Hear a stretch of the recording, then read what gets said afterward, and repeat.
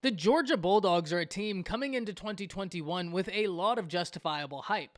JT Daniels looks to be a quarterback that Todd Monken can hang his hat on as far as it pertains to Monken wanting to run his scheme, and that should pay massive dividends for the Dogs.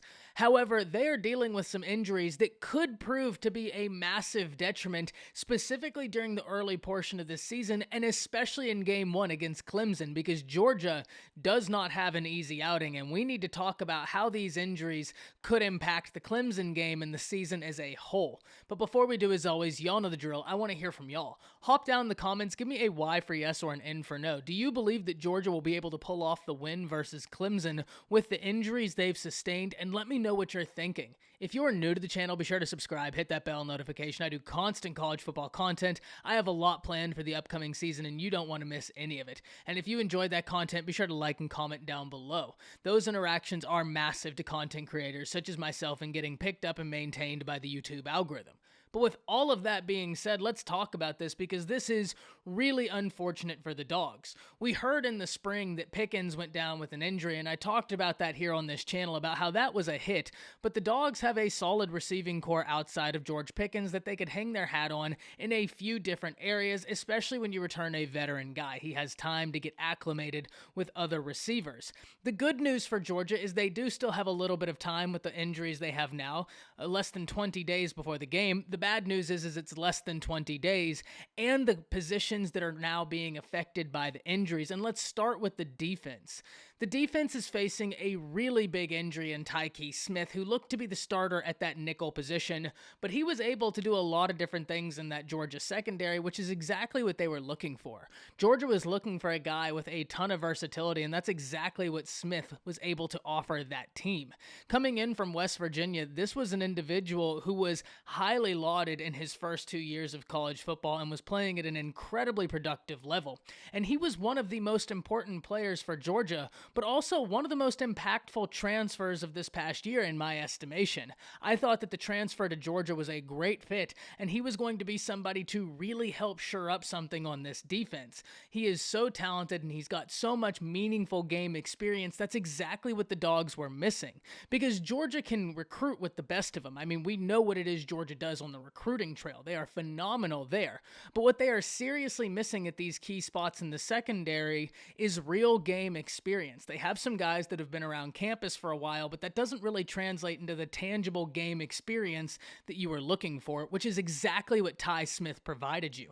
Not only did he provide that game experience, but he provided it in a package that you knew. He was one of the elite DBs in college football, and that's why it is a hit. Now, both he and Darnell Washington, who we're about to hit on the offensive side, have injuries that hopefully they can come back from sooner rather than later. 24/7 Sports in their article dictated that they thought it'd be about 3 weeks for those injuries, and hopefully that looks to be the case so that these guys can continue what looks to be a successful campaign in their 2021 season, because both of these guys are very talented. But the loss of Ty Smith to that Georgia secondary is going to be felt, and it's only going to make that matchup of the Georgia front versus the Clemson offensive line all the more important, because as long as Georgia is able to get to the quarterback and disrupt him, that will help out an inexperienced secondary, because the quarterback will not be able to make the accurate throws that he would like to make. So now the battle of the Clemson front versus the Georgia front on that offense versus defense is only going to be even more important.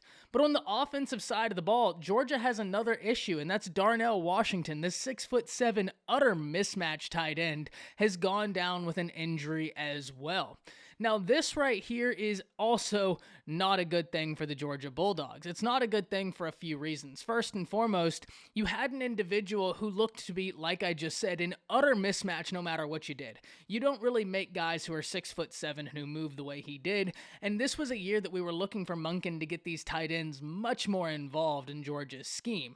Returning JT Daniels, we were thinking that the tight ends were going to be an integral part of this offense, and now we're looking at it where JT Daniels is going to be going out into this game without Pickens, without Washington, and without Eric Gilbert, who was an incredibly great get for the Georgia Bulldogs, but is no longer with the program in their present capacity.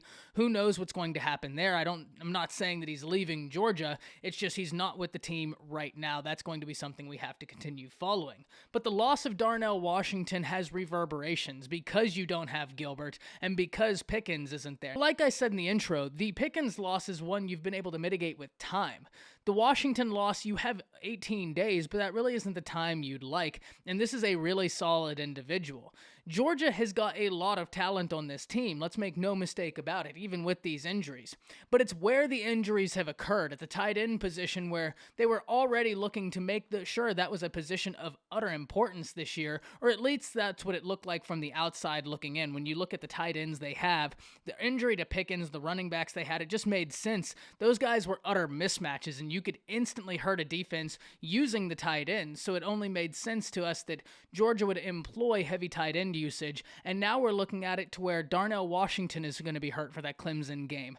We're looking at it to where Eric Gilbert's not going to be playing in that Clemson game, and then when you look at the defense, Ty Smith isn't going to be playing in that Clemson game. Now, luckily for Georgia, as I always do, I try and look at the bright side of a situation, and here is the one good thing for Georgia. If any team in that game could afford a loss and then still try and make the college football playoff, luckily it is the Georgia Bulldogs, although the situation gets really muddy really fast. But the good news for Georgia is you do play in the SEC. And if you were to drop the game to Clemson, you get those guys back healthy a little bit later in the season, and you were to win out and then win the SEC championship, you do have a shot at the playoffs. But that's not what you're really looking to do, because that's putting your fate in other teams' hands. And that's the last thing you want to do in this game that is trying to make it into the college football playoff.